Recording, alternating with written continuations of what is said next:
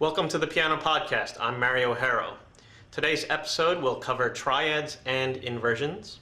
We'll take that knowledge and apply it to learning a popular song entitled Let It Be by the Beatles. I'm presenting this episode with the assumption that you have the knowledge of how to play and spell out every major and minor triad in root position. If you don't have this particular knowledge, you might want to go back to one of my previous episodes that covers this until you have a basic comprehension of these concepts. If I play a triad such as this C major triad, this C major triad is in what we call the root position. Root position means that the notes of the triad are stacked on top of each other in thirds. In music notation, you'll notice that the root position triads are easy to spot because they're always on line, line, line, such as the C major triad, or space, space, space, like this D minor triad. And we call them root position triads because the root of the chord, the note which the chord gets its name from, is on the bottom. In the right hand, the traditional fingering for a root position triad is 1, 3, and 5. Now, in some musical contexts, you might use an alternate fingering, but most of the time you should just use 1, 3, and 5. Here's a D minor triad in root position, E minor root position, F major root position, and so forth. However, triads aren't always in root position. If I took the notes of the C major triad, C, E, G, and shuffled it around so that it's spelled E, G, C, we still call it a C major triad because it contains the same three notes, just in a different order. However, we've inverted it so that the root of the C major triad is now on top. And when we place the root on top, we call that the first inversion. A lot of times you'll see the chord symbol C/E, or in this case C major/E, associated with it because it's the C major triad but with E on the bottom.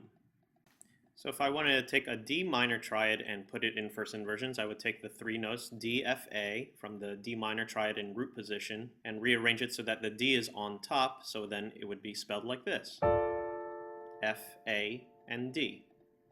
So you'll notice D, the root is on top this time.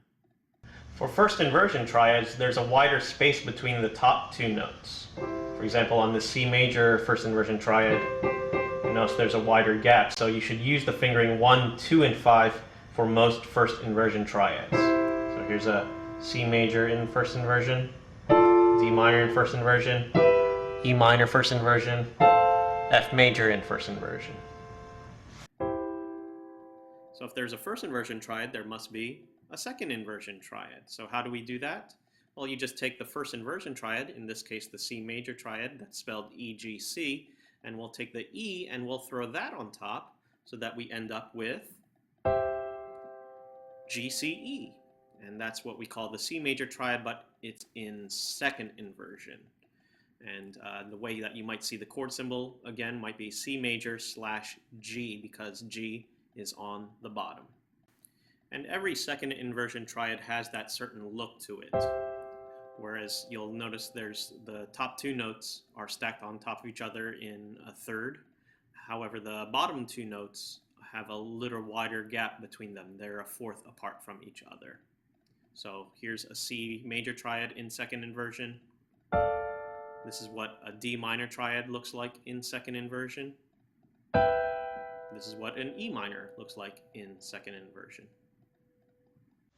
So for second inversion triads, there's a wider space between the bottom two notes, like in the C major triad, G and C.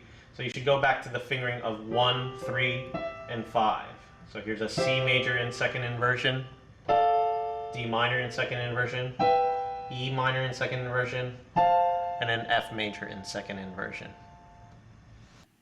In order to get more comfortable with playing triads and inversions in the right hand, I wrote this exercise or short etude that you might want to practice. If you look at the right hand, you play two root position triads in quarter notes.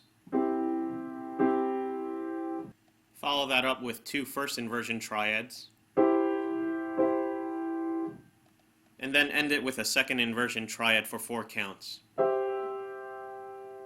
The left hand plays the root of the chords in a dotted quarter note, eighth note rhythm pattern.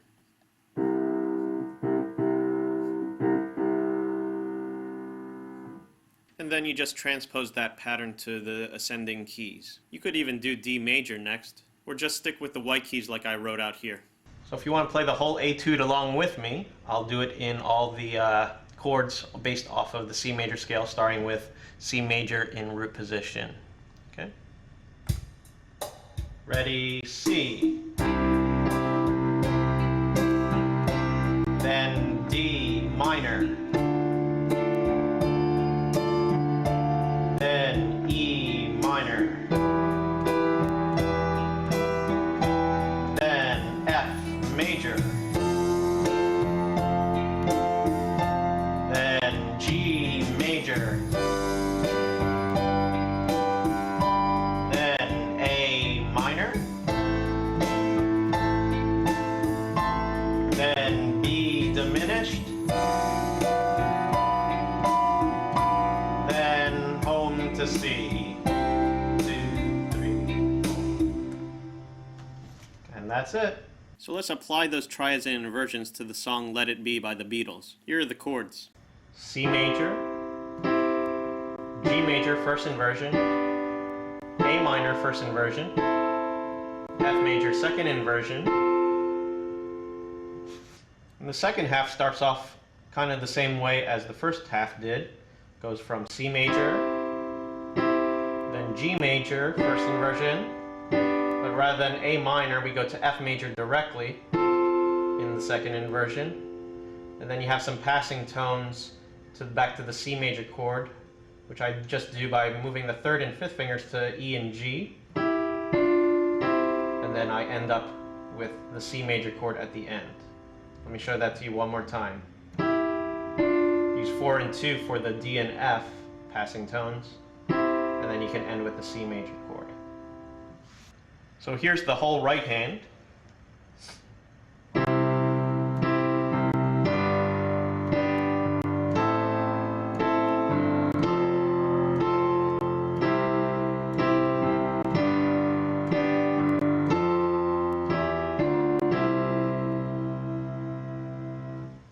What am I doing in the left hand? Well, I'm just doing the octaves just like I did in the etude that I showed us just a second ago.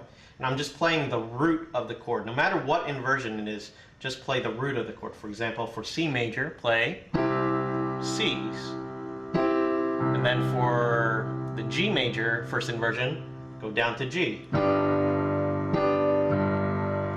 then go to the A right next to it. And then for F major, go to F, and go to C, then back to G, and then for the last part I just play a single F, and then just passing tones down to C. So let me show you how the left hand goes in real time here.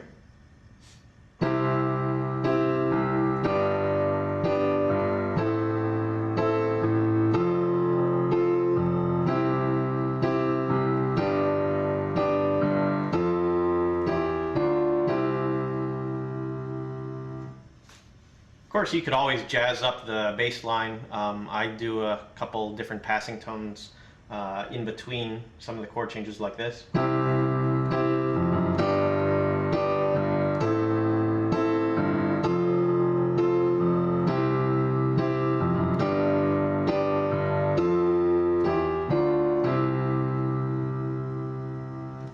So let me give you one more over the head shot of both hands working together here. Ready?